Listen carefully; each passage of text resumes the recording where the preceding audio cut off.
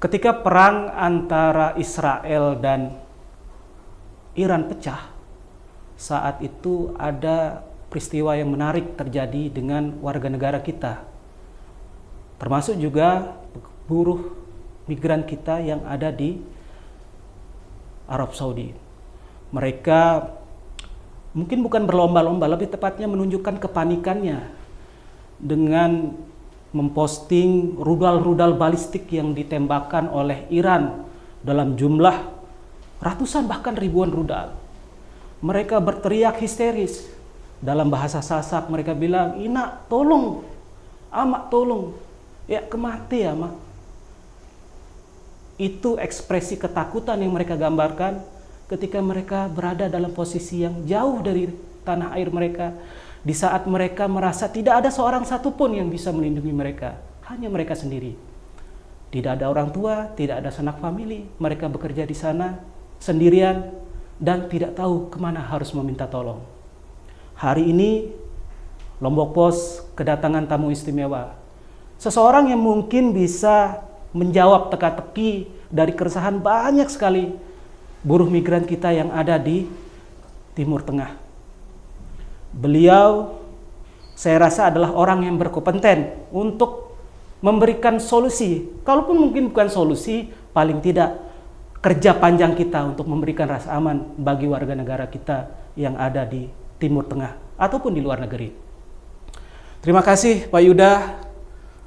Terima kasih juga sudah hadir dalam undangan kami untuk hadir di Geraha Pena Lombok Pos, untuk hadir dalam acara Bincang Lombok Pos eksklusif. Kita sebut eksklusif karena baru pertama kali Lombok Pos kedatangan duta besar. Sudah duta besar, Pak ya? Insya Allah. Insya Allah sudah duta besar. Designate, ya, saya sempat baca designate. kalau tidak salah tanggal 25 Agustus sudah dilantik sama Pak Prabowo. Betul. Ya. Terima kasih Mas Zain, ini kehormatan buat saya. Bisa hadir di Lombok Pos ini dan kemudian kita bisa berbincang mengenai banyak hal. Termasuk tadi yang disampaikan Mas Zain mengenai bagaimana negara hadir dan memberikan pelindungan dan rasa aman kepada warga negara kita yang ada di luar negeri. Untuk itu kami mengundang secara eksklusif juga Pak Yuda hadir di sini. Tapi sebelum kita bicara serius Pak Yuda, ini hadir baru sampai ke Lombok kemarin Pak Yuda ya? Baru pagi ini. Baru pagi ini ya? Ini dan nah, kemarin kan sempat nih di atas nih, terbang melihat Lombok dari atas sudah keberapa kali ini Pak? Kalau terbang ini kalau dalam hitungan kami mungkin sekitar 4 kali. 4 kali ya? 4 kali. Nah, artinya kan sudah punya kesan lah seperti apa keindahan Lombok ini. Ini sebenarnya tarikan saya ingin nanya nanti bahwa begitu indah Lombok ini ternyata lebih banyak orang yang mau meninggalkan Pak Yuda. Karena mereka melihat bahwa keindahan Lombok ini ternyata tidak menjamin secara ekonomi bagi mereka. Kalau Pak Yuda melihat sendiri Lombok seperti apa Pak Yuda? Ini adalah provinsi yang sangat indah. Banyak potensi yang bisa dikembangkan.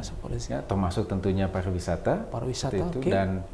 Dan mari kita bangun bersama. Mari kita bangun bersama. Lombok Provinsi NTB ini ya. Seperti itu. Jadi indah Pak ya? Indah. So, walaupun memang kami mencatat salah satu provinsi yang mengirimkan pekerja migran yang terbesar itu adalah NTB. Betul Pak. Tapi memang dalam konteks pemerintah tugas kita adalah memberikan fasilitasi koridor migrasi aman keluar. Pilihan apakah mau melakukan migrasi ataukah tidak dikembalikan kepada individu masing-masing. Ini memang ada pro and cons mengenai migrasi ketenaga kerjaan di luar. Di satu sisi bisa memberikan manfaat, namun di sisi lain juga ada beberapa tantangan. Tapi yang penting adalah sebetulnya bagaimana kita mengelola migrasi tersebut. Sehingga walaupun mereka berangkat keluar, tetap dapat memberikan manfaat dan juga mendorong pertumbuhan ekonomi yang ada di daerah asal. Mantap. Ini sudah berat sebenarnya nih Pak. Ini bukan ringan berarti. Saya masih ngeredek nih Pak sebenarnya. Tapi begini Pak, tadi sebenarnya sebelum Bapak ke sini saya juga sempat bincang sih dengan teman-teman. Ya ini masih tataran obrolan kita ringan sih Pak. Infonya Bapak punya kedekatan dengan gubernur kami, Mi Iqbal. Nah kita pengen tahu sih Pak, seperti apa sih kedekatannya sebenarnya?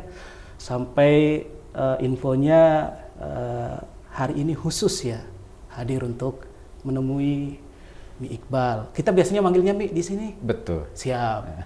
Jadi seperti apa sebenarnya? Kita ingin tahu sih ceritanya kayak gimana, Pak. Sangat dekat sekali. Sangat dekat ya. Mi Iqbal atau kami sebut biasanya Bapak Duta Besar. Oh, Bapak Duta lalu Besar. Muhammad Iqbal adalah mentor kami secara pribadi. Karena beliau ini dahulu adalah Direktur Pelindungan WNI yang ada di Kementerian Luar Negeri. Yang hari ini Bapak jabat. Sebelumnya? Ya, betul. Kami menggantikan Pak Iqbal. Ya. Dan kami belajar banyak dari Pak Iqbal bagaimana bekerja dengan hati, ya, dan kemudian hadir di tengah-tengah masyarakat untuk memberikan tadi rasa aman dan nyaman, utamanya bagi warga negara kita yang ada di luar.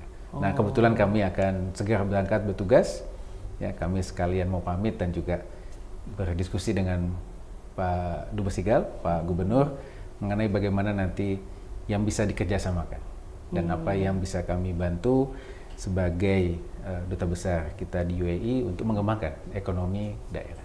Bayangan saya kalau kita dilantik tanggal 25 Agustus sudah langsung bekerja di sana, Pak. Enggak begitu ya? Belum, memang. Jadi setelah dilantik kan masih ada berbagai macam proses administrasi. Kenapa saya tanya seperti itu? Sepertinya penting sekali, Mi Iqbal. Mungkin ada cerita behind the scene-nya, mungkin ada hal-hal seperti apa spesifik yang ya mungkin hubungan persahabatan yang begitu lama terbangun dengan Mi Iqbal sehingga akhirnya sangat spesial Mi Iqbal hari ini misalnya. Jadi kami berinteraksi ya dengan Pak Gubernur, Pak Mi Iqbal, itu sejak kami bertugas di Malaysia.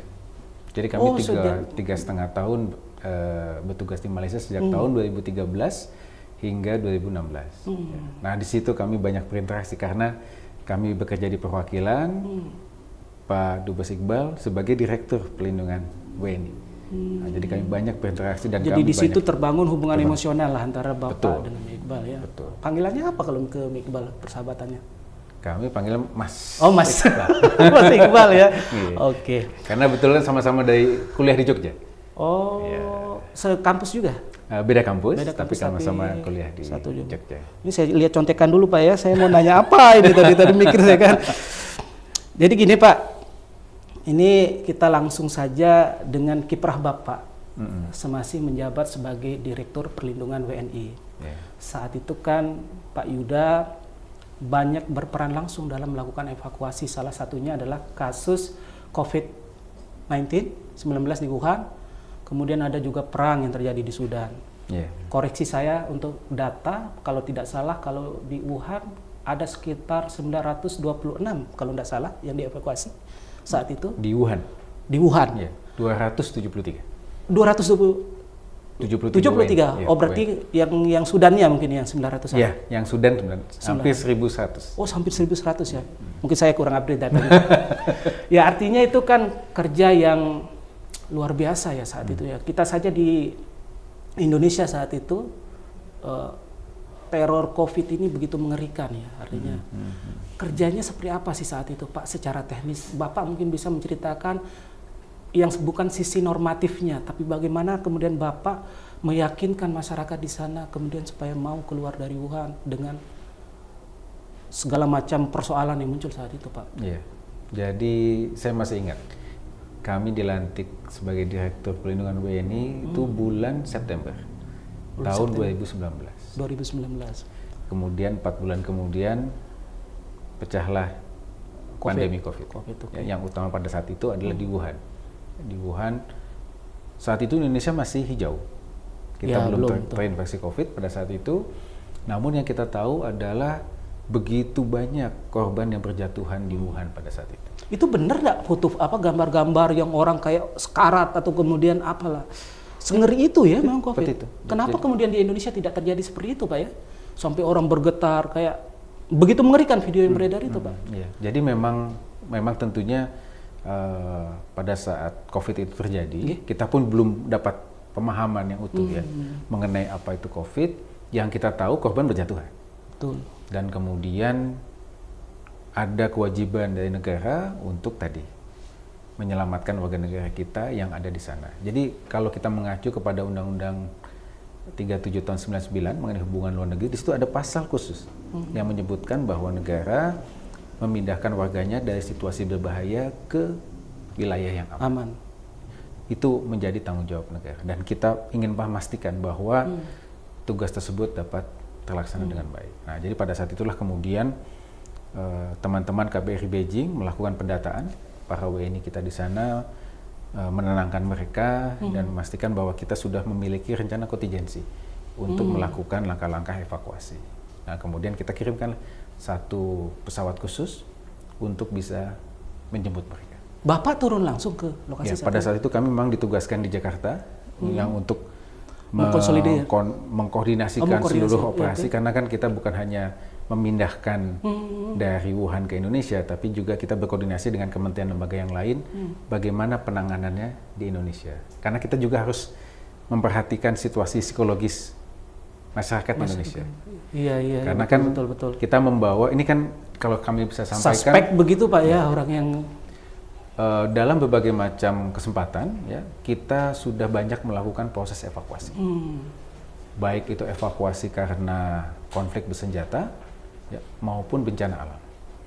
Tapi Wuhan ini adalah pertama kali kita melakukan evakuasi untuk pandemi.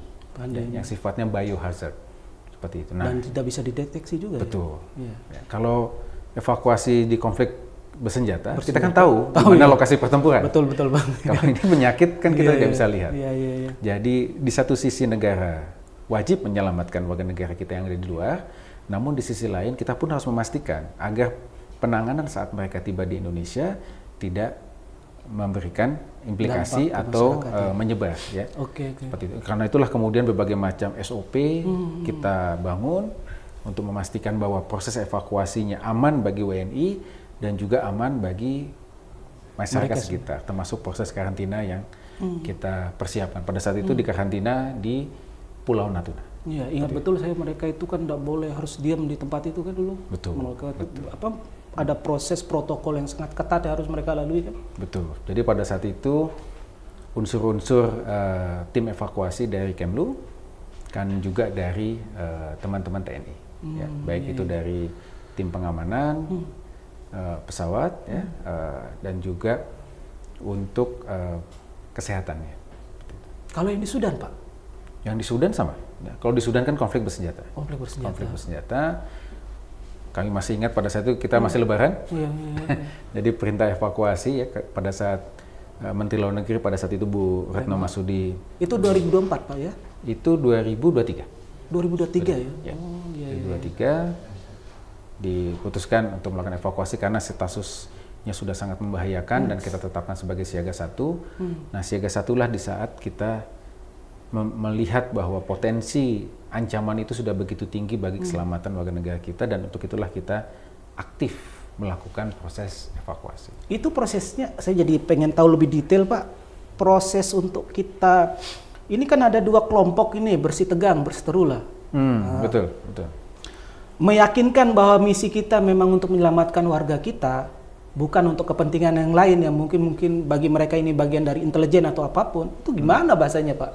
Saya membayangkan rumit sekali antara orang yang begitu sangat waspada tinggi terhadap keselamatan mereka mungkin ya dalam perjuangan mereka, dalam misi mereka begitu. Lalu kita datang dengan dalih ingin menyelamatkan warga kita. Itu menarik Mas. Kompleks sekali saya pikir. Jadi evakuasi untuk wilayah-wilayah zona konflik ini sudah beberapa kali kita lakukan. Kita pernah lakukan di Yaman. Pada saat itu Pak Gubernur Iqbal yang menjabat sebagai Direktur PWNI pada saat itu, termasuk yang ada di Damaskus, dan kemudian kita lakukan juga di Afghanistan pada saat Kabul jatuh ke tangan Taliban, Ukraina, dan kemudian Sudan. Nah, kunci dari keberhasilan operasi evakuasi ini kita menyebutkan sebagai non-combatant evacuation operation. Jadi ini civilian yang kita selamatkan dalam konteks kemanusiaan. Nah, untuk memastikan bahwa kita tidak menjadi collateral damage, karena kita kan bukan pihak yang berkonflik, nah, maka perlu kita menciptakan apa yang kita sebut sebagai humanitarian corridor. Itu kesepakatan dua belah pihak? Ya, itu yang kita upayakan dengan berbagai banyak pihak. Bahwa ini kami melintas, kami bukan para pihak yang berkonflik, ini isu kemanusiaan, tolong izinkan kami melintas dengan aman. Nah, itu yang perlu kita komunikasikan dengan berbagai macam pihak. Dan itu terjadi ya, baik itu di Afghanistan, di Ukraina, dan juga di Sudan. sampai menghadapi situasi mungkin teman-teman diperiksa secara ketat begitu Pak? Saya bayangkan seperti di daerah-daerah perbatasan itu kan.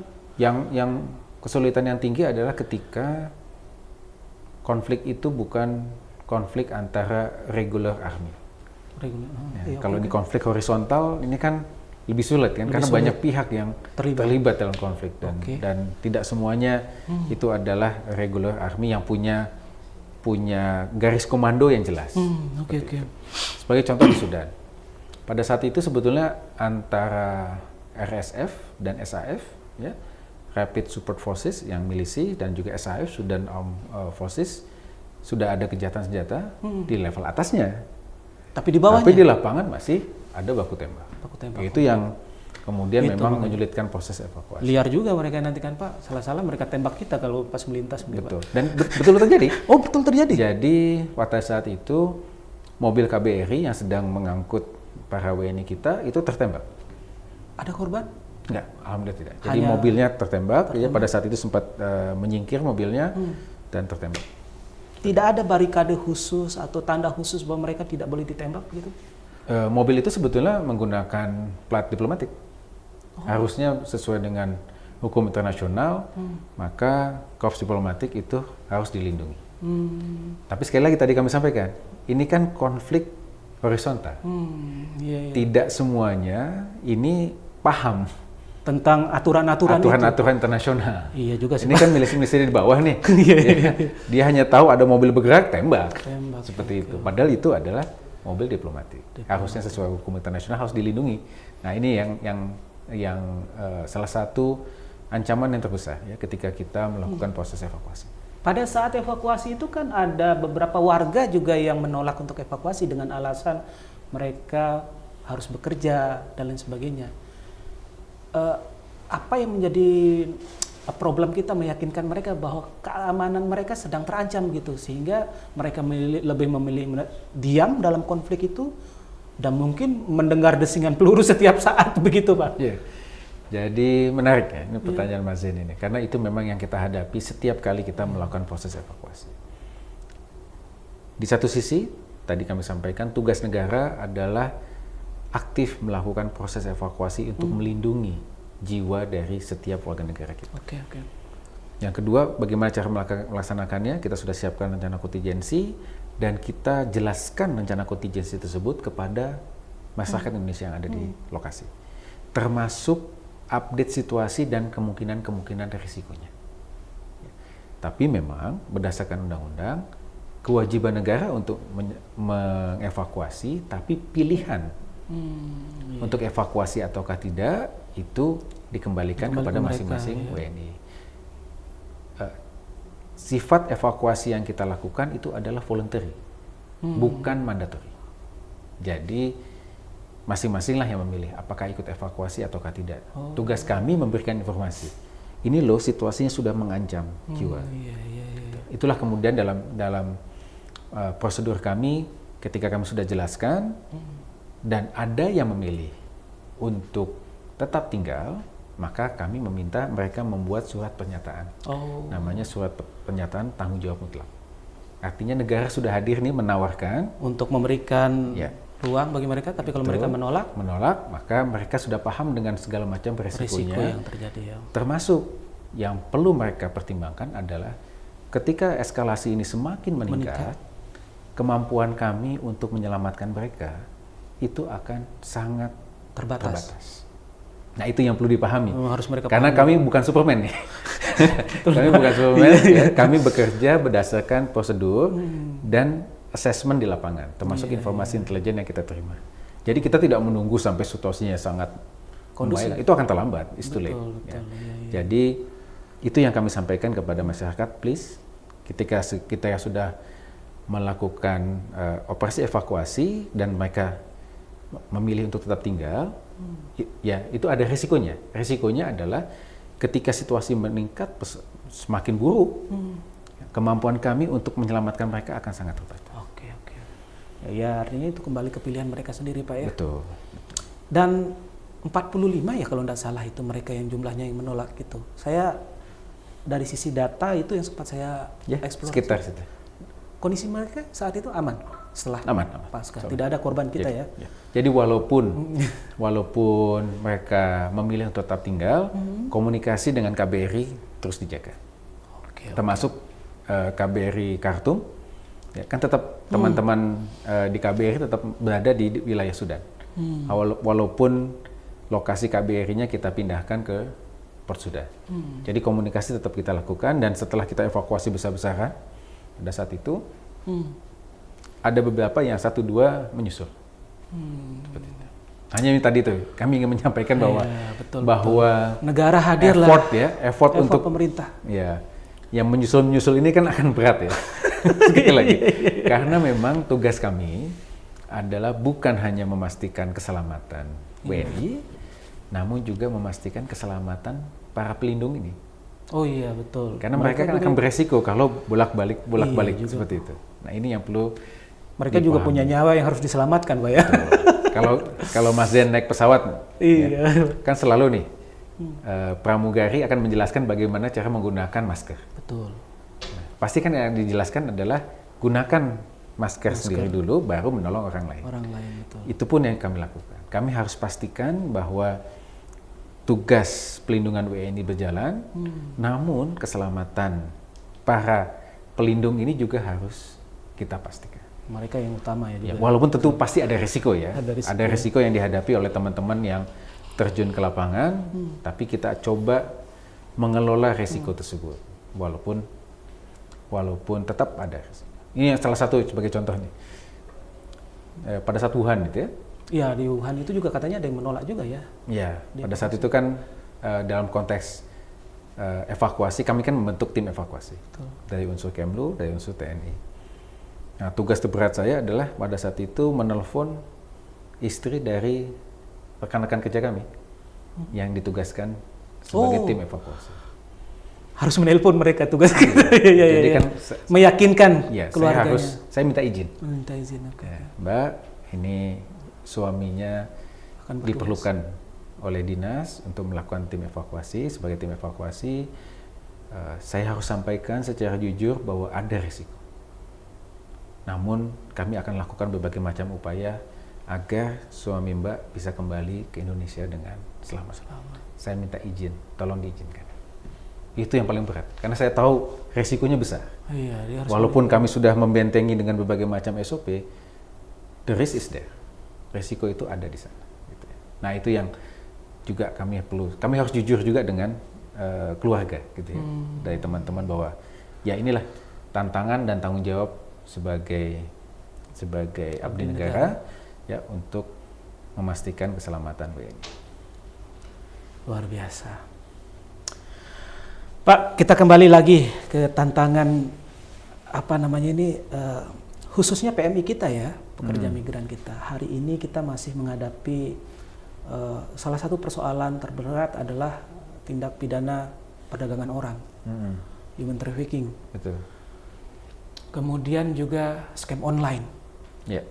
Bagaimana seperti kasus saya tidak tahu pelapasan tepatnya itu Miyawadi ya? Miyawadi. Itu di Kamboja ya? Itu di Myanmar. Di Myanmar itu ya? Wilayah di Myanmar yang merupakan zona konflik bersenjata. Konflik bersenjata itu? Ya, antara pemberontak dengan pihak pemerintah. Bagaimana peran kita juga memastikan bahwa ya tindak pidana perdagangan orang ini dengan jaringan komunikasi yang sudah kita bangun dengan negara-negara lain juga untuk memastikan artinya para pelaku kriminal lah kita sebut mungkin Pak Yuda ya. Para pelaku kriminal ini kan terus mengupdate tata cara mereka, bahkan kemudian muncul teknologi seperti scam online untuk bagaimana mereka menipu masyarakat lah kita sebut begitu, agar mereka tertarik bekerja di suatu negara. Dan hari ini mungkin atau kemarin kita sempat dihebohkan juga dengan banyak kasus, misalnya ada disebut dijual ginjalnya lah, macam lah kita dengar Pak. Apa yang bisa kita lakukan dengan kerjasama yang kita bangun dengan negara-negara lain untuk menghadapi kejahatan terstruktur inilah, atau kemudian organisasi yang melakukan itu? Menarik nih Mas. Jadi kalau kami bisa sampaikan ya, modus tindak pidana perdagangan orang ini mengalami evolusi ya, berubah nih. Kalau dulu ya pada saat kita menangani kasus TPPO, mayoritas itu adalah menyasar pekerja domestik, ya, yang bekerja di rumah tangga. Rumah tangga, sopir dan Ya, sebagainya, IRT. betul. Kemudian berasal dari kalangan ekonomi lemah, ya, menengah ke bawah, dan kemudian tidak berpendidikan atau pendidikannya masih SD gitu ya, dan kemudian tidak melek teknologi, menyasar terutama juga perempuan. Iya. Ya. Kami juga mencatat beberapa korban TPPO di sektor domestik ini ada dari NTB. Nah, namun sekarang modusnya berubah. Betul. Yang paling terakhir adalah yang online scam. Online scam. Nah, online scam ini bukan hanya menyasar perempuan dari kelompok ekonomi lemah gitu ya, dan juga berpendidikan yang rendah. Saat ini victim profilnya Gen Z. Mas Zen, Gen Z atau? Saya milenial, Pak. Milenial. Saya Kami milenial sih. Milenial ya. Gen Z, anak muda. Berpendidikan. Bahkan kami pernah menangani korban online scam ini memiliki master degree S2. Bayangkan. Bahkan yang S2 aja bisa ditipu. Dengan pengetahuan seperti yang itu bisa ditipu, Pak. Ya. Dari kelompok menengah. Dan beberapa di antaranya sudah bekerja. Namun kemudian karena dijanjikan oleh keuntungan gaji yang tinggi sampai 1.200 US dollar, 1.200 berapa? Mungkin 20 juta? 20 juta ya. Nggak pikir panjang, langsung berangkat. Ini modus yang kami tangani saat ini. Dan mayoritas dulu kan kalau TPPO yang tradisional yang tadi domestic sector itu kan calo-calo ini kan datang ke desa-desa, menawarkan pekerjaan, ya, walaupun itu nanti ada unsur penipuannya di situ, ada unsur penyiratan hutang, debt bondage dan sebagainya. Sekarang pakai sosial media, tidak ada lagi datang ke desa-desa. Sosial media bikin iklan lowongan pekerjaan luar negeri, waduh, janji surga semua itu. Betul, Pak, betul. Gaji sampai 1.200 US dollar, tidak ada kualifikasi khusus yang diminta. Itu ya, bisa langsung berangkat. Nah, banyak warga kita terjebak. Akhirnya berangkat, sampai di sana tereksploitasi. Itu yang terjadi. Itu gimana kok bisa? Maaf, saya agak skeptis jadinya nanya ini, Pak ya. Mereka ini kan rombongan ini datang kan misalnya. Mungkin ada secara pribadi atau bagaimana teknisnya ya. Tapi bayangan saya mereka kan berkelompok gitu. Kan negara biasanya pada saat melakukan penerbangan atau lain sebagainya selalu dicek ini tujuan mereka kemana, apa yang mereka cari ke negara tujuan tersebut. Gimana peran negara untuk mencegah tindak pidana perdagangan orang ini, Pak? Jadi memang ini tantangan bersama. Kalau saya bisa sampaikan karena kompleksitas kasusnya dan ini lintas batas, perlu kerjasama dari semua pemangku kepentingan. Ya. Bukan hanya pemerintah, tapi juga ada masyarakat, media, teman-teman LSM, swasta, akademisi. Dan juga perlu dilakukan antara negara asal dan juga negara tujuan. Karena kita tadi, ini kan cross border, kejahatan ya, kejahatan lintas batas. Cross border crime. Nah, ini yang perlu kita lakukan. Nah, bagaimana dari sisi kita? Internal kita di domestik. Sejak dari desa harus sudah dilakukan langkah-langkah pencegahan. Bagaimana caranya? Satu, pahami modus. Jadi modusnya banyak macam, termasuk misalnya online scam. Ya. Jadi ketika kita sudah memahami modus, kita akan lebih berhati-hati. Jadi kalau ada tawaran pekerjaan dari online, jangan ditelan mentah-mentah. Cross check. Cek apakah informasi ini kredibel ataukah tidak.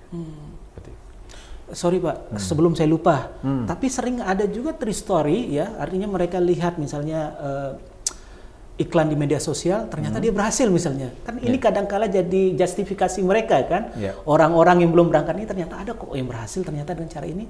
Itu gimana kita mengedukasi kan nggak mudah juga kan Pak, kalau menurut saya. Ya. Itulah pentingnya cross check. Jadi pastikan juga, dan juga kita harus pahami bahwa disinformasi itu terjadi di sosial media.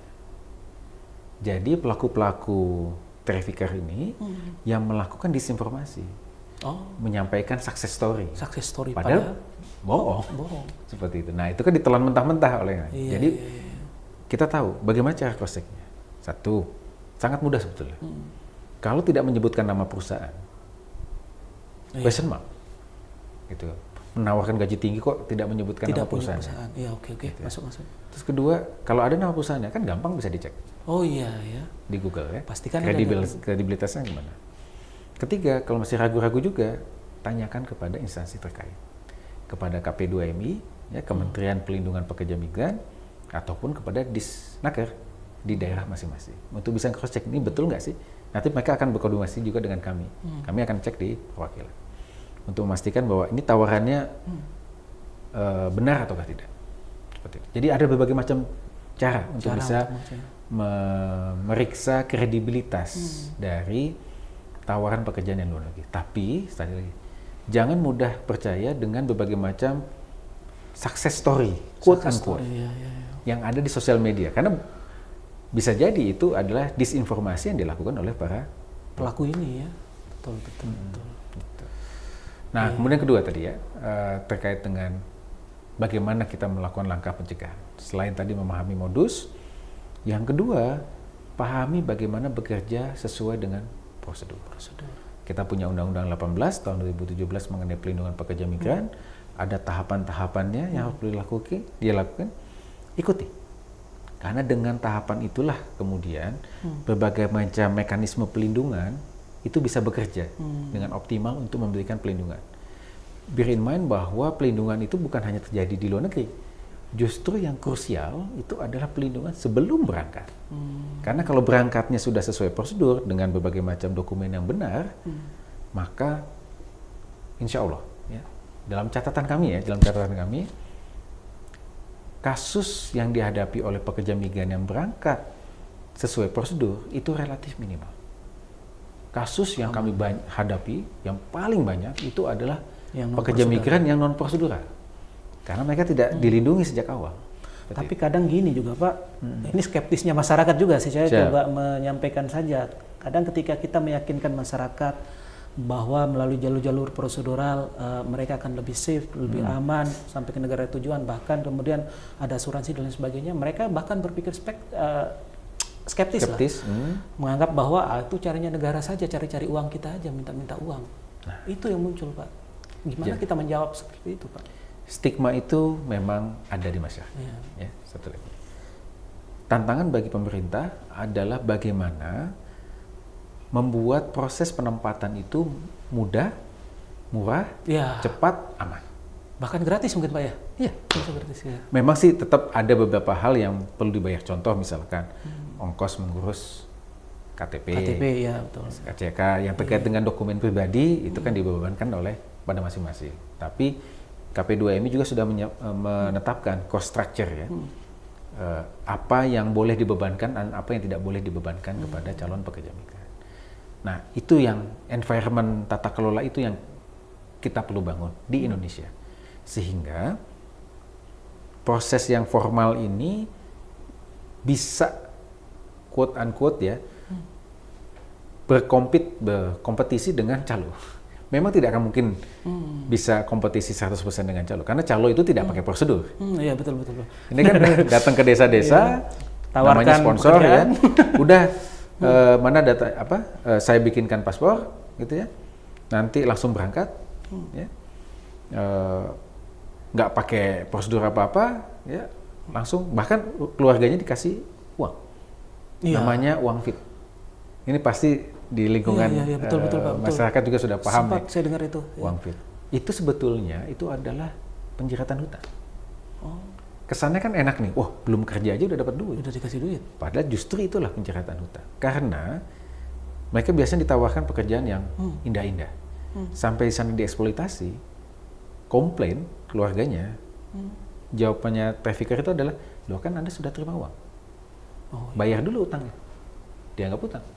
Nah, itulah kemudian, itu namanya penjeratan hutang, debt bondage. Pak, mumpung lagi melintas di pikiran saya nih. Iya, ayo. Jadi ada... Sambil minum ya? Siap. Waduh. kayaknya belum dibuka nih. Minta tolong dulu. Udah ada aman. Oh, siap. Gimana? Mumpung dia melintas di pikiran. Jadi di desa saya itu ada kasus begini, Pak. Saya tidak tahu apakah ini termasuk TPPO atau bukan. Jadi ada seorang, kita sebutlah TKI. Dia punya hubungan baik dengan bosnya ataupun majikannya di tempat tujuan begitu, di negara tersebut. Kemudian dalam perjalanannya setelah ditelusuri, dia mungkin menggunakan jalur ilegal gitu. Singkat cerita, dia berhasil gitu membangun hubungan baik dengan bosnya. Membangun hubungan baik di bawah tangan, maksudnya tidak melalui jalur negara, tapi karena mungkin kinerjanya bagus, dia dipercaya oleh bosnya. Sehingga dia mengundang teman-temannya, keluarganya untuk ikut. Pertanyaan saya yang pertama, itu human trafficking atau TPPO atau bukan? Kemudian yang kedua, model seperti ini jadi success story, Pak. Dan tidak bisa kita bantah gitu karena memang hasilnya real. Masyarakat tergiur ternyata memang ini bisa lewat jalur ini. Gimana kita mengatasi itu, Pak? Ini pertanyaan yang sangat faktual. Faktual memang. Itu yang terjadi. Itu yang terjadi, Pak. Nah, kalau pertanyaan apakah itu TPPO ataukah tidak? Di Undang-Undang 21 tahun 2007 sudah ditetapkan ada 3 unsur yang menetapkan apakah satu kasus itu sebagai TPPO ataukah bukan. Tindakan, cara, tujuan. Ya, tindakan itu ada proses recruitment, terus ada proses harboring, menempatkan, kemudian ada proses transporting, memindahkan. ke negara tujuan, gitu ya. Caranya gimana? Caranya ada deception, penipuan. Ada tadi penjeratan hutang, debt bondage. Ada coercion, penggunaan kekerasan. Untuk tujuannya apa? Mengeksploitasi. Nah, kalau 3 unsur ini terpenuhi, maka dia masuk sebagai kasus TPPO. Nah, tadi yang sampaikan Mas Zain, ini lebih ya, kalau tidak ada unsur eksploitasi di situ ya. Akhirnya mereka sukses kan begitu kan? Ya. Itu gimana kita jawab itu? Itu masuk dalam kategori kalau diatur di Undang-Undang 18 tahun 2017 masuk ke dalam penempatan non prosedural. Tapi tidak dijerat secara hukum. Dijerat. Tetap dijerat. Dijerat ya. Jadi ini idenya kan bukan sukses ataukah tidak, gitu ya. Bisa saja sukses. Tapi kan prosedur itu tidak diikuti. Karena ketika prosedur tidak diikuti, dapat ya. Ini sukses story mungkin 1. Tapi untuk cerita-cerita yang lain, non-prosedural yang lain, bisa jadi justru malah gagal. Seperti itu. Jadi kan yang perlu kita pahami adalah ada berbagai macam langkah ya, yang perlu diikuti sehingga mereka terlindungi di luar. Kasus ini banyak terjadi. Jadi biasanya, ini kayak contoh ya di negara tetangga kita, dia bekerja sebagai di sektor konstruksi, naik peringkat menjadi mandor. Nah, begitu mandor, dia kan boleh bawa keluarganya, boleh milih. Dia bukan melakukan di lokal, tapi membawa keluarganya. Ketika dia membawa keluarga, kan tidak sesuai prosedur. Masuknya pakai apa? Masuknya tidak menggunakan visa kerja. Masuknya menggunakan visa wisata. Sampai di negara tujuan, itu pelanggaran keimigrasian. Itulah. Jadi success story-nya dari mana kacamatanya? Mungkin si PMI ini yang masuk secara non prosedural sukses dalam konteks mendapatkan penghasilan, tidak tereksploitasi. Tapi dia rentan. Kenapa? Karena dia melakukan pelanggaran keimigrasian yang setiap saat dia bisa ditangkap. Suksesnya sementara. Tapi pelaku yang ngajak ini nggak kena? Kena. Oh, kena juga? Kena. Di Undang-Undang 18, barang siapa yang menempatkan pekerja migran tidak sesuai prosedur, itu dikenakan ada sanksi pidana. Tapi kami sukses, Pak. Dia bilang kan, kami sukses. Kami bisa mapan secara ekonomi, dia bilang. Ya, utang-utang kami terbayar. Gimana kita jawab seperti itu, Pak? Kalau kami bisa sebutkan, suksesnya semu. Semu ya. Karena tadi itu, kalau konteksnya tadi sampai dia melanggar imigrasian, sukses karena dia belum ketangkep. Iya, betul. Coba kalau ketangkep. Menderita, Pak. Kami menghadapi kasus itu day by day. Siap. Jadi pada saat orang itu merasa sukses, karena dapat ukuran kesukses itu kan hanya mendapatkan gaji, gitu ya. Happy. Tapi kebahagiaan itu akan berubah 180 derajat besoknya kalau dia ketangkap. Jadi masalah. Ketika ada razia. Ketika dirazia, dimasukin penjara, kemudian ada yang sampai dihukum, bahkan kalau di Malaysia ya bisa disebat. Sebat itu dicambuk. Itu hukum positif yang berlaku di sana. Nah, ketika itu terjadi, kita tanya, bagaimana? Ya, mereka tidak menyambutkan itu sebagai sukses. Negara bisa hadir dalam kondisi seperti itu, Pak? Nah, tugas negara adalah memberikan pendampingan hukum. Walaupun dia ilegal? Iya, tetap setiap hadir. Dia, apapun itu, selama dia warga negara Indonesia, dia berhak untuk mendapatkan pelindungan dari negara dalam konteks pendampingan hukum untuk memastikan yang bersangkutan mendapatkan hak-haknya secara adil di peradilan setempat. Nah, namun saya juga harus menyampaikan edukasi nih ya kepada masyarakat bahwa tugas negara bukan membebaskan setiap WNI yang melakukan pelanggaran hukum. Tugas kita memberikan pendampingan agar hak-haknya dipenuhi selama proses pengadilan. Hak mendapatkan pengacara, hak mendapatkan penterjemah, hak mendapatkan akses ke konsuleran dari perwakilan RI, hak untuk mendapatkan perlakuan yang baik. Tapi substansi hukum, ya, apakah dia bersalah ataukah tidak, itu adalah kedaulatan dari pengadilan setempat. Nah, ketika dia terbukti secara sah dan meyakinkan melakukan pelanggaran kriminal dan kemudian dijatuhi hukum, itulah keadilan. Nah, persepsi masyarakat saat ini kebanyakan berpikiran bahwa tugas perwakilan RI adalah membebaskan. Bukan. Tugas perwakilan itu bukan membebaskan, tapi melakukan pendampingan. Contoh misalkan, ada warga negara kita melakukan pembunuhan di luar negeri. Di Indonesia kalau membunuh, ada hukumannya nggak? Ada. Demikian juga di luar. Di negara setempat. Ketika ada WNI kita yang melakukan pembunuhan di luar, dia tidak mendapatkan impunitas. Dia tetap akan menerima konsekuensinya. Terhadap perbuatannya. Terhadap perbuatannya. Tapi kita jamin hak-haknya dipenuhi. Seperti itu. Pak, sekarang ini kan Kemenlu ya telah membuat banyak aplikasi. Saya lupa istilahnya tadi, ada aplikasi Safe Travel. Yeah. Kemudian ada lapor diri dan chatbot AI, Sari namanya. Yeah. Ya.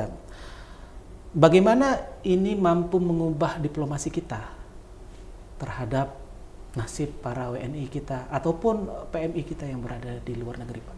Betul. Ini menarik. Dari tahun ke tahun, kami mencatatkan jumlah kasus WNI yang memiliki masalah di luar negeri semakin meningkat. Kemudian bentuk kasusnya semakin kompleks, termasuk tadi online scam, seperti itu. Dan kasus ini terjadi di banyak negara yang kadang-kala jauh dari perwakilan RI. Kita memang punya perwakilan, ada 128 perwakilan RI yang memiliki fungsi pelindungan WNI. Di seluruh dunia? Di seluruh dunia. Okay. Tapi kan sebaran warga negara kita itu ada yang tinggalnya jauh.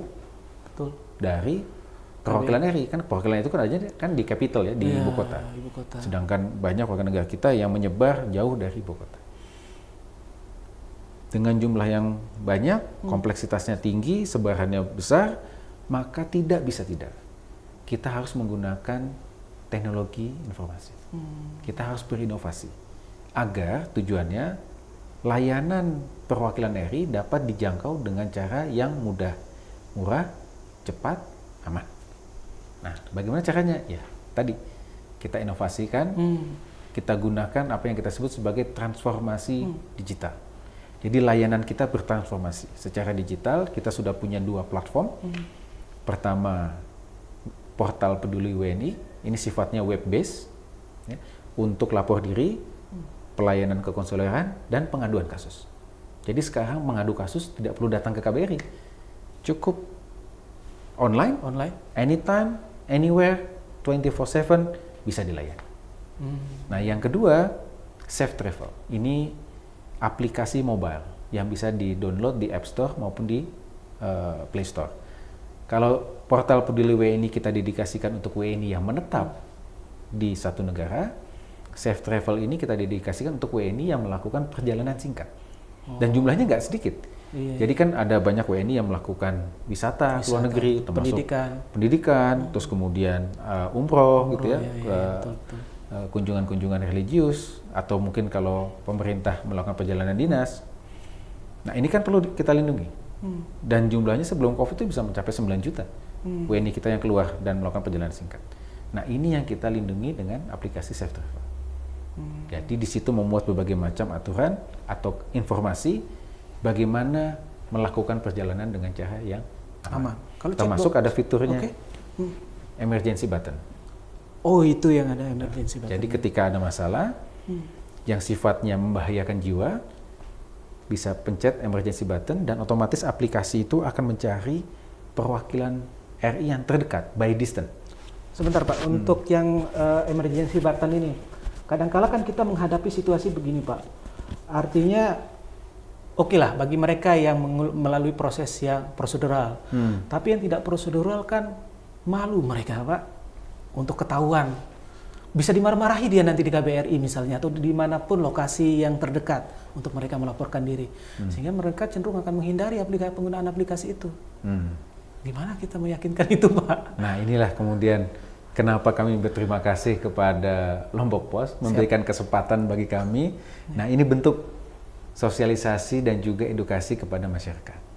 Bahwa kami ingin tegaskan, setiap warga negara Indonesia, mau dia legal, mau ilegal, mau dia documented, ya, maupun undocumented, selama dia WNI, silahkan pencet. Dia berhak mendapatkan pelindungan dari perwakilan RI. Tidak perlu takut. Tidak perlu takut. Tidak perlu takut. Kami akan lindungi. Karena tugas kami memang memberikan pelindungan.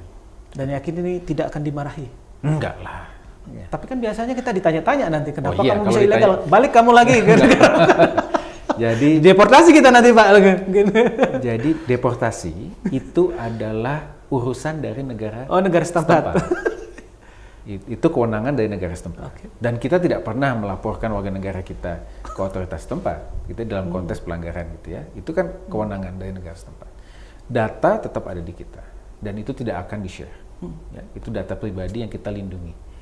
Tugas kita yang kita pastikan adalah ketika dia mengalami masalah, termasuk situasi yang membahayakan jiwa, negara harus hadir.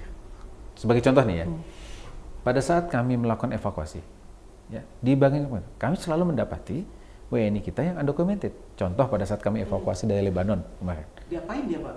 Tetap kami evakuasi. Oh, tetap dievakuasi. Tidak dimarahin Pak ya? Karena fokus kami adalah menyelamatkan jiwa. Gitu. Jadi dokumen undocumented. Hanya saya pun harus menyampaikan situasi di lapangan bahwa mengurus evakuasi ini sebagai contoh ya, WNI yang documented mau dibanding dengan yang undocumented itu jauh lebih rumit yang undocumented. Kenapa? Karena kalau yang documented pada saat kami minta evakuasi ini kan kita harus mengurus exit permit ya, paspor. Kalau documented kan lengkap, cap masuknya kapan, izin tinggalnya masih aktif gitu ya. Nah, kalau yang untuk undocumented, panjang prosesnya. Dan yang perlu kami sampaikan adalah dalam banyak hal inilah yang kemudian memperlama proses evakuasi. Karena kami kan kesempatan untuk mengevakuasi ini kan tidak banyak. Ya. Jadi kami harus menunggu dulu nih sampai urusan imigrasinya selesai. Nah, teman-teman yang lain yang sudah siap evakuasi harus nunggu nih. Nah, inilah bentuk tanggung jawab kita bersama. Bahwa pelindungan WNI bukan hanya tanggung jawab negara, tapi juga tanggung jawab individu. Ketika dia patuh ya terhadap hukum yang berlaku baik di Indonesia maupun di luar negeri, dia bukan saja melindungi diri sendiri, tapi dia juga menolong sesama-sama WNI yang lain. Karena ketika terjadi masalah, contoh evakuasi, itu akan lebih cepat. Seperti itu. Aman Mas Gali? Apa kita, ini baru segmen 1 loh, panjang sekali kita. Ini berapa hangat lagi? Masih aman? Oke. Ini kita lanjut ke segmen kedua nih Pak ya. Ini kita bicara soal geopolitik nih Pak. Tadi kan saya sempat singgung soal situasi warga negara kita ketika misalnya terjadi perang. Tidak hanya soal perang fisik tapi juga perang dagang misalnya dan lain sebagainya, pasti akan berdampak juga terhadap bagaimana hubungan diplomatik kita dan kepentingan kita untuk menyelamatkan warga negara kita yang ada di luar negeri. Mana nih? Saya sampai pada situasi geopolitik di Timur Tengah nih Pak ya. Iya. Jadi Iran, kemudian Israel ini kan, ya banyak lah ya situasi misalnya kayak di Timur Tengah khususnya negara-negara ini Arab ini kan muncul dia konflik yang sangat kompleks gitu. Kadangkala keputusan diplomatik kita kan mempengaruhi juga terhadap hubungan kita dengan negara tersebut. Tetapi pada akhirnya bisa saja berpeluang mempersulit kita untuk melakukan evakuasi ataupun kepentingan-kepentingan yang terkait dengan keselamatan WNI kita tersebut. Bagaimana memastikan bahwa ini dua hal ini bisa berjalan, Pak? Misalnya contoh, misalnya antara Cina dengan Taiwan misalnya, Pak kan? Kita mau terlihat terlalu pro terhadap Cina, Taiwan misalnya sakit hati misalnya, Pak kan? Sementara kita punya banyak TKI kah gitu kan, ataupun warga negara yang berada di sana untuk pendidikan ataupun berwisata. Salah-salah kita berdiplomasi dengan Cina bisa berdampak juga terhadap mereka yang bisa menutup diri mungkin nanti untuk kepentingan kita mengevakuasi. Memastikan dua hal itu gimana Pak langkah kita? Ya. Jadi yang selalu kita ingin sampaikan ya, bahwa ya kita punya berbagai macam kepentingan, ya, kepentingan politik, kepentingan ekonomi, ya, kepentingan sosial budaya. But when it comes to providing protection for Indonesia national, itu adalah isu kemanusiaan. Dan isu kemanusiaan ini kan sifatnya universal, ya, karena kita menyelamatkan jiwa, ya. Dan itulah yang selalu kita sampaikan. Termasuk ketika kita melakukan evakuasi dari wilayah-wilayah konflik, kita sampaikan ya, bahwa ini adalah misi kemanusiaan, sehingga karena kemanusiaan kan lebih tinggi ya, seperti itu. Ini keselamatan jiwa, ya, masalah nyawa, dan untuk itulah kita prioritaskan ya untuk isu-isu kemanusiaan ini. Jadi dalam berbagai macam hal kami tidak melihat ada dampak langsung ya dari posisi politik kita gitu ya terhadap atau hubungan bilateral kita terhadap proses pelindungan warga negara. Hanya memang dalam beberapa selain isu evakuasi kan ada berbagai macam kasus WNI yang muncul di negara tujuan. Itu yang memang ya perlu kita kelola dengan baik. Karena sebagai contoh nih ya, sebagai contoh, misalkan mungkin Mas Ian pernah dengar ya ada warga negara kita yang membentangkan spanduk silat gitu ya, silat ya, di Jepang pada saat itu, yang kemudian membuat takut karena kan tidak biasa, ya, takut warga lokal seperti itu. Nah hal-hal itu yang perlu kita kelola, ya.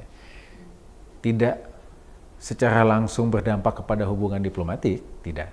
Ya. Bahkan kita pun perwakilan kita yang ada di Tokyo dan Osaka pun tidak pernah menerima komplain langsung dari otoritas yang ada di Jepang. Namun kita membaca situasi masyarakat yang ada di sana. Nah itu yang perlu kita persiapkan dan edukasi kepada masyarakat bahwa ketika kita berpindah dari Indonesia ke negara tujuan, kan kita punya wisdom yang sangat baik, di mana langit dijunjung, ya, di mana bijak, di mana lagi dijunjung. Seperti itu. Nah itulah yang perlu kita tanamkan, bahwa kita tidak bisa serta-merta membawa kebiasaan di Indonesia di luar negeri, gitu ya. Kita harus lihat tepos liro lah, kalau bahasa Jawanya itu ya, tenggang rasa dengan warga lokal, karena kita tamu, kita pendatang. Jadi untuk hal-hal yang tidak biasa, contoh tadi membentangkan spanduk di jembatan, di sini mungkin biasa, pawai, ya itu biasa. Tapi di luar negeri tidak. Betul. Nah itu yang perlu dilakukan. Itulah kenapa kami selalu menyampaikan bahwa pelindungan itu harus dilakukan sejak dari hulu. Apa bentuk pelindungannya? bukan hanya masalah mempersiapkan skill bekerja di luar negeri, tapi pemahaman dan pengetahuan mereka mengenai hukum dan budaya setempat. Nah, dari kasus-kasus yang kami tangani selama ini, banyak kasus yang sifatnya preventable. Sebetulnya dapat dicegah. Gitu. Contoh tadi itu ya, kasus pembentangan itu sebenarnya bisa dicegah kalau sejak awal di Indonesia sebelum berangkat sudah diberikan muatan-muatan itu. Ini loh, jangan melakukan hal-hal ini karena ini tidak biasa di masyarakat lokal. Contoh misalnya kayak Mas Zen ke Timur Tengah gitu ya. Saya nggak ada jenggot kan? Kalau ada jenggot, orang Timur Tengah dipegang jenggotnya, itu penghormatan. Kalau di kita kan enggak. Kurang aja. Gitu. Nah, bagi mereka itu penghormatan. Tapi jangan sekali-sekali, mohon maaf, spank, megang pantat, mukul pantat. Di kita, dalam konteks bercanda, biasa. Di sana, big no. Nggak boleh. Kayak itu penghinaan. Nah, itu kan ada beberapa hal lokal, budaya yang perlu kita pahami. Untuk waktunya. Baik, karena ini pertanyaan pamungkas lah, karena saya sempat spill di awal kaitannya dengan bagaimana kehadiran negara dalam konteks perang kalau ini Pak. Tadi kan sempat saya di awal cerita bagaimana begitu histerisnya masyarakat Lombok saat itu, entah itu WNI ataupun TNI, yang ketika melihat rudal-rudal balistiknya Israel melintas di atas kepala mereka, mereka ketakutan gitu. Mereka merasa sendiri, tidak ada yang bisa melindungi. Bahkan negara pun mungkin jauh bagi mereka karena tidak hadir di depan mereka. Seperti apa protokol dari negara untuk menyelamatkan warga negaranya ketika dalam kondisi konflik sekrodit itu Pak? Bahkan negara mungkin belum tentu bisa mengintervensi untuk mencegah terjadinya perang sebelum kita bisa mengevakuasi warga kita Pak. Nah, satu hal ya yang kita selalu persiapkan sejak awal. Dalam 14 tahun terakhir, Kementerian Luar Negeri telah melakukan evakuasi 16 kali. 16 kali. Dalam 14 tahun, 16 kali evakuasi. Artinya, setiap tahun ada saja situasi yang membahayakan jiwa warga negara kita sehingga kita perlu melakukan evakuasi. Ini dari sisi statistik sangat tinggi. Jadi dunia ini memang tidak sedang aman-aman saja. Nah, bagaimana cara kita mengelolanya? Resiko itu kan ada. Potensi konflik, potensi ancaman, bencana alam, dan sebagainya. Itu ada. Nah, yang perlu kita lakukan adalah mempersiapkan diri. Contoh, ini pasti kan di Lombok Pos ada APAR ya, pemadam kebakaran. APAR. Itu kan bentuk kontingensi kita. Kalau terjadi kebakaran, alatnya sudah ada. Pak, kalau rudal gimana Pak? Nah, menarik. Gimana kita bisa betul. Rudalnya? Kalau dia habis bensin di atas jatuh sedikit kan nggak bisa kita menghindar. Betul. Nah, dalam konteks mengelola ancaman tersebut, kita sudah memiliki SOP rencana kontingensi. Rencana kontingensi ini wajib dimiliki oleh seluruh perwakilan RI. Nah, dalam rencana kontingensi tersebut, masing-masing perwakilan RI harus mampu mengidentifikasi bentuk ancamannya apa. Ancaman itu kan bisa ancaman konflik bersenjata, ancaman rudal, ancaman gempa, ancaman tsunami, ancaman konflik sosial. Itu harus mampu dipetakan. Nah, setelah dipetakan, apa langkah-langkah mitigasinya? Termasuk penetapan status siaga 3, 2, 1. Nah, itu yang kita lakukan. Dan ketika sudah siaga 1, maka disitulah negara melakukan proses evakuasi secara aktif atas beban negara. Seperti itu. Namun tentu resiko itu tetap akan ada. Contoh tadi, rudal itu kan tidak pernah tahu ya siapa yang akan kena gitu ya. Namun ya itu bisa dikelola. Dikelola dalam konteks ya bahwa kan tadi kita sudah melakukan kita sudah melakukan pemetaan ancaman. Nah, ketika melakukan pemetaan ancaman, ya contoh di kami ya di Kementerian Luar Negeri itu kita menetapkan beberapa perwakilan RI dengan status hardship post atau perwakilan berbahaya. Nah, kalau untuk perwakilan berbahaya, struktur organisasinya lebih ramping, ya, tidak boleh membawa keluarga. Dan dalam beberapa kasus, semua home staff atau staf perwakilan itu harus tinggal di dalam kompon diplomatik. Itu adalah bentuk mengelola risiko. Nah, untuk WNI pun sama. Ya, kita selalu update kepada para WNI kita. Ini loh situasi yang dapat berbahaya. Tolong hindari. Seperti itu. Nah, ini yang sekali lagi, ini kan edukasi ya. Contoh, kami selalu menyampaikan ya, kepada masyarakat kita, ini siaga 1.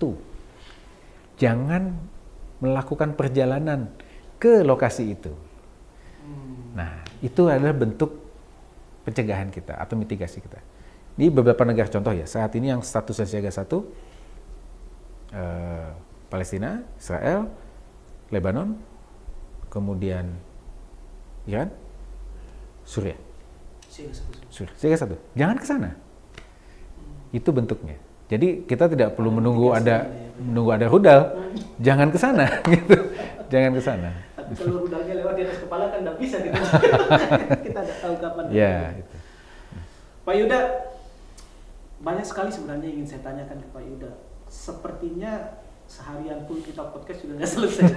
Tapi saya maknai untuk kesempatan saya bertanya di pertemuan kita berikutnya, Pak Yuda. Siapa tahu Pak Yuda pada saat setelah menjabat nanti di Uni Emirat Arab, ada pengalaman bisa sharing lagi di Lombok Pos, Pak.